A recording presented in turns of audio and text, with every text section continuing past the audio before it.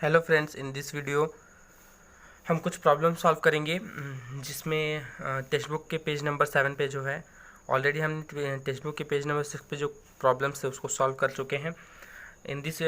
इसके अंदर कुछ क्वेश्चंस के अंदर ये कहा गया है कि calculate the gravitational force due to the earth मतलब ग्रेविटेशनल फोर्स हमको कैलकुलेट करना है, मतलब एफ हमको कैलकुलेट करना है to the earth on Mahendra. मतलब महेंद्र पे मतलब हमने पिछले एग्जांपल पे देखा था कि महेंद्र की मास कितनी है, ये पहले हमको पता रहना चाहिए। तो ये जो बॉडी है इसका मास जो है महेंद्र का वो 75 kg था, टेक्स्ट बुक के अंदर दिया हुआ है, आप रेफरेंस ले सकते हैं इन द अर्लियर एग्जांपल। अब इसके आगे क्या कहा है इन्होंने कि इसमें हमको स्टैंडर्ड वैल्यूज़ कुछ पता रहनी चाहिए। जैसे हमको ये बॉडी जो है ये महेंद्र की बॉडी का मास है एंड एक बॉडी जो है ये कैपिटल एम, ये स्टैंडर्ड वैल्यू है 6 × 10⁻²4। मैंने पिछले वीडियो में ही डिस्कस किया था इसके बारे में। कुछ कांस्टेंट्स हैं ये कैपिटल एम और हमको एक जी की वैल्यू कांस्टेंट जो पता है, मतलब हमको फार्मूला एक हिसाब से पता रहना चाहिए तो ये प्रॉब्लम हमसे सॉल्व होगा। और कांस्टेंट्स के बारे में नॉलेज होना चाहिए पर kg²। और तीसरी जो पॉइंट है हमको अर्थ की रेडियस भी पता रहनी चाहिए, वो कितनी है 6.4 × 10⁻6 मीटर में। ओके, तो हम सोल्यूशन में जाते हैं अब यहाँ से, क्योंकि हमको ऑलरेडी पता है कि ग्रेविटेशनल फोर्स फाइंड करना है, मतलब F फाइंड करना है और हमको उसका फॉर्मूला पता है G = capital M small m divided by R या D का होल स्क्वायर। आप कुछ भी अज्यूम कर सकते हैं एंड देन हमारी वैल्यूज हमको पुट करनी है, वेरी एकदम आसान। 6.67 × 10⁻11 newton meter square plus kg/kg² into हाँ 6 × 10⁻24 kg इंटू 75 kg।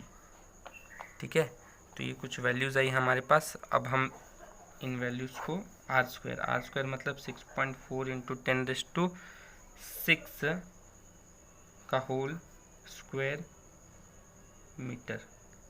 अब ये मीटर है, दो बॉडीज है इसलिए mass into mass meter square. Okay, अब यहाँ पर हम देखेंगे तो वैल्यूज़ कट हो रहे हैं, जैसे kg² से kg कैंसिल हो जाएगा, मीटर स्क्वायर से मीटर स्क्वायर कैंसिल हो जाएगा, बचेगा न्यूटन, डेट वी नो। फिर जो फोर्स की वैल्यू रहती है या फोर्स का जो यूनिट रहता है वो न्यूटन में रहता है। और अगर हम ये सब वैल्यू सॉल्व करेंगे तो हमको कुछ ये वैल्यू नियरली 733 न्यूटन इतनी आ जाएगी। तो F की जो वैल्यू है ये इतनी है। हम सिंपल कैलकुलेशन कर सकते हैं, अगर कैलकुलेशन नहीं आता है 10th स्टैंडर्ड के स्टूडेंट्स को सॉल्व करना आएगा ही। 6.64 इसकी वैल्यू भी कुछ है, 6.64 को 6.4 से मल्टीप्लाई करोगे तो 4 4 16 1 6 4 25, मतलब आप नियरली इसकी वैल्यू 6 4 24 25 इंटू 6 4 24 2 6 37 38 तो 9। तो इस वैल्यू को आप याद रख सकते हैं। 6.4 का जो स्क्वायर रहता है वो होता है 40.96। तो ये वैल्यू जब एग्ज़ाम में आएगी तो आप ऐसे कैलकुलेट कर सकते हैं।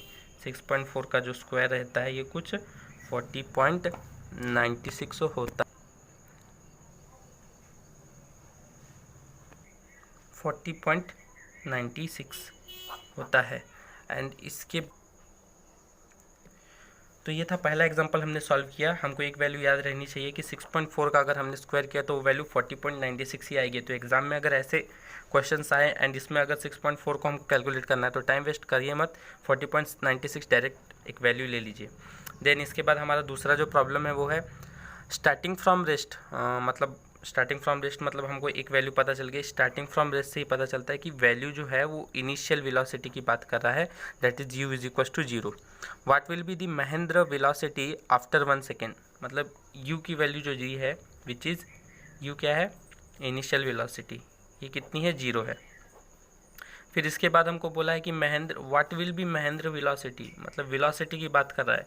ओके, मतलब आपको समझ में आ जाता है कि ये फाइनल वेलोसिटी की बात कर रहा है। कब फाइनल वेलोसिटी? कुछ टाइम के बाद, मतलब पहले कोई टाइम नहीं था, u = 0 मतलब टाइम = 0 ही था उस समय।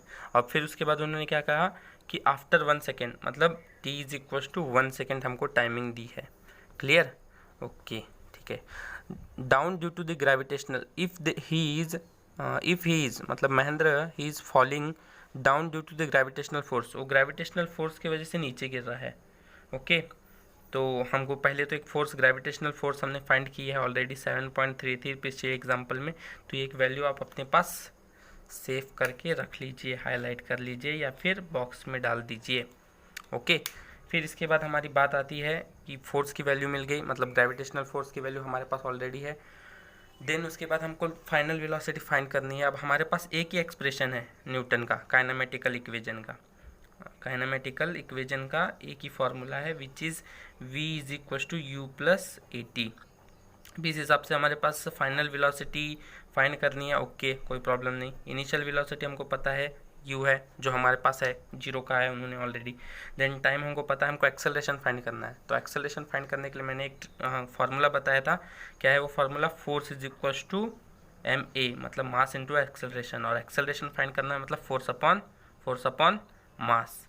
तो फोर्स कितना है 733, ओके, डिवाइडेड बाय, हमको महेंद्र की एक्सेलरेशन फाइंड करनी है, मतलब उसके ही मास से हम डिवाइड करेंगे, डेट इज 75।